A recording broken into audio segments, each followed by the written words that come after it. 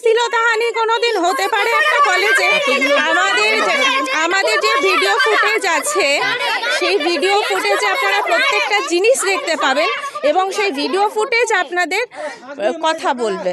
আমি একজন মহিলা এবং আমি এদেরকে সবাইকে এমনভাবেই দেখেছি, আজ অবধি যারা যারা আমার কাছে এসেছে তাদেরকে আমি ফেস করেছি বা দেখেছি, প্রত্যেককে আমি নিজের সন্তানের থেকে এক্সিটও করি এবং প্রত্যেকটা বেনিফিট বলুন বা সব কিছু করুন আমার থেকেই পেয়েছে।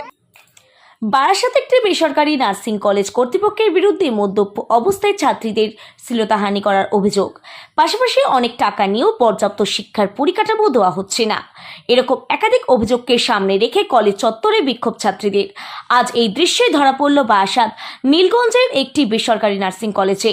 কলেজটির নার্সিং ও পলিটেকনিক শিক্ষা প্রতিষ্ঠান। পড়ুয়াদের অভিযোগের তীর শিক্ষা প্রতিষ্ঠান কর্তৃপক্ষের বিরুদ্ধে।